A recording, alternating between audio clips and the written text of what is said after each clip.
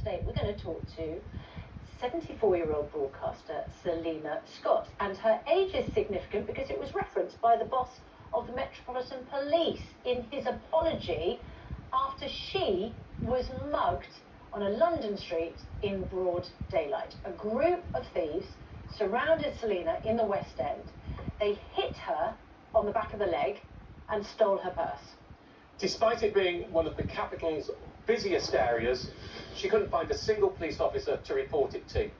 As Susanna said, the Met Commissioner, Sir Mark Rowley, has since apologised. Selina Scott joins us now from Yorkshire. Good morning, Selina. We're very sorry to hear about what happened to you.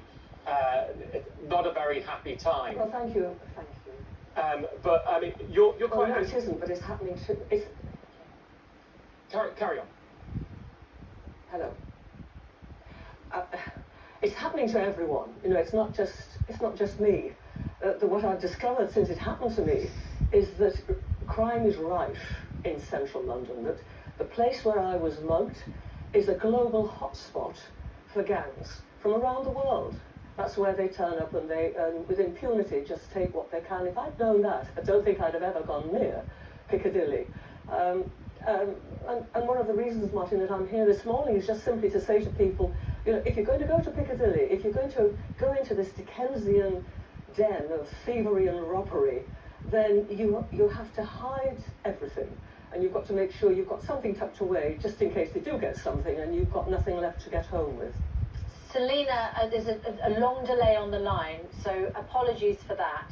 But let me ask you, can you describe for our viewers what happened? Because this seemed to be a sort of pincer movement by two groups of people.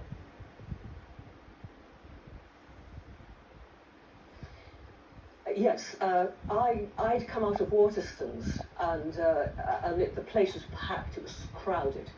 And in front of me were a group of what I call East Asians. They were young people, well dressed in very expensive sportswear, girls, boys, tall and marching along, as in a phalanx in front of me. And I felt immediately uncomfortable, but I then felt from behind something hit me in the back of the leg, and it was a real kind of push, a sharp object, and I didn't quite know what it was. And then this woman, this kind of East Asian woman, came here on the inside of me and didn't say sorry, and she was carrying this bag which looked as though it had a very sharp edge. Then suddenly I felt this tug, bang, on the back of my shoulder, my bag, my handbag, my backpack, being yanked away. I grabbed it, pulled it, and then another man shot past, and they walked along in front of me, as though, you know, to hell with everything.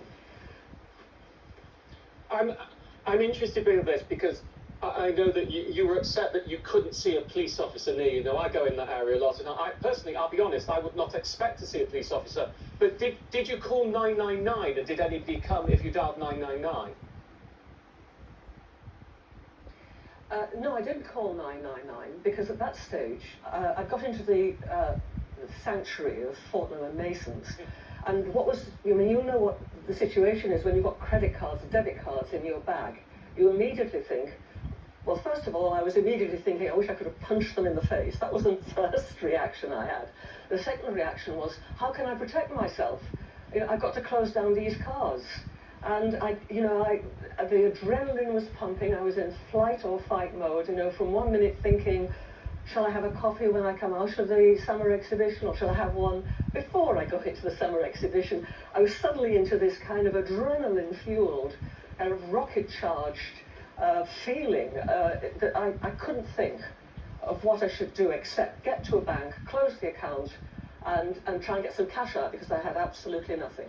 And that's what I did. I ran through in a 30 degrees heat to a bank and managed to get there before it closed to stop these thieves from taking any more money off me. But it never occurred to me to ring 999. I just looked for a policeman or a woman, and there was absolutely nothing. And I thought, well, you've got to fend for yourself in this world. You can't depend on anyone, and that's what I did. The apology that came from the Met Police officer, the Commissioner for the Metropolitan Police, was because you did call the police eventually, and they were meant to come the next day, and they didn't turn up, did they? Well, I actually stopped in Hyde Park. I had to walk 3 miles back, and I stopped in Hyde Park and got onto 101 and filled in an online form. So I didn't call the police. I rang 101. So I got all of that, and then they phoned me the following day. And the policeman I spoke to were, you know, excellent, professional, sympathetic. You know, Sir Mark Rowley, you know, was. I would be ungracious not to have accepted his apology. But this is about women walking alone on the streets of London in the middle of the day, and they can't be protected. I mean, I actually think right now that Sir Sadiq Khan, the Mayor of London, should step down. He has lost control of policing in London. His own party is now in power, and they've turned their back on him. They are not giving him the money that the police require to make the streets safe for people like me. I mean, Sadiq Khan is now a Knight of the Realm. Knights of the Realm have a code of chivalry. It would be the honourable thing for him to do to step down and let someone else try and tackle this tsunami of crime. I mean, I've learned so much since it happened to me, and it's the reason, as I keep saying, I'm here today, because people have got to know, all your listeners, all your viewers have got to realise that London is not the place you think it is. It's got lovely shops, it's got lovely exhibitions, it's got that great feeling, but there's this underbelly of danger, and you know, I'm not going to go into the West End in a hurry again, and I advise anyone else thinking about it to think twice.